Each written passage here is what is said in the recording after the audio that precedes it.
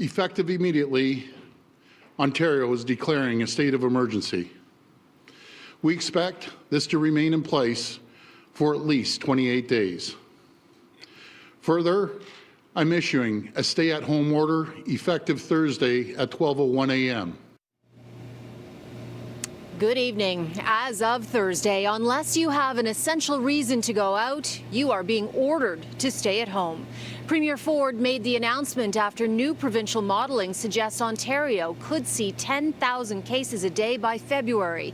And that's a good case scenario. The worst case, 40,000 cases a day. The system is on the brink of collapse. It's on the brink of being overwhelmed. We're at levels we've never seen before. Modeling shows ICUs could have over 1,000 patients in February, which would completely overwhelm the system.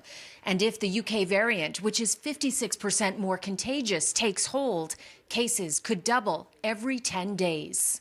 There will be choices about who will get the care they need and who will not. There will be choices about who receives oxygen or is transported to hospital.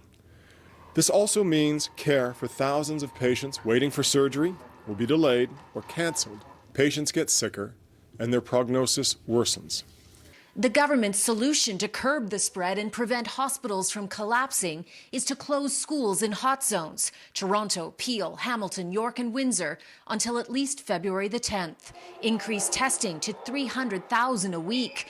Limit outdoor gatherings to 5. Big box stores are limited to 50% capacity. Non-essential stores like hardware and alcohol retailers must close by 8 p.m. This does not apply to convenience or grocery stores or takeout restaurants. Violators will be punished. They will be subject to fines and persecution. Penalties may include up to a year in jail. The euphoria of the first vaccinations has worn off. Reality has set in. We're still months away from the millions of doses we need to start getting critical mass of people vaccinated. Modeling shows a pre-Christmas surge, suggesting the government should have enacted a lockdown before Christmas instead of waiting until Boxing Day. Health experts had warned delaying even by a few days would increase cases by the thousands. I take full responsibility. It is too little, too late, according to the NDP, who called today's announcement wholly inadequate. The modelling that we saw this morning was modelling that that they told the Premier we would be seeing in this time frame if the measures that we were taking were not successful, and so here we are. But the Premier doesn't seem to have learned the lesson.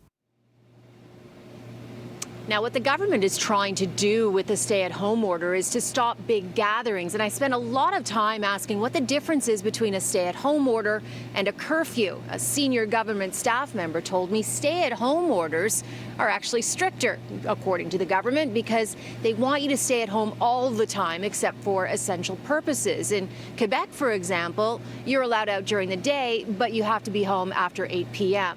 Now, it's up to the discretion of police officers if you are breaking the rules.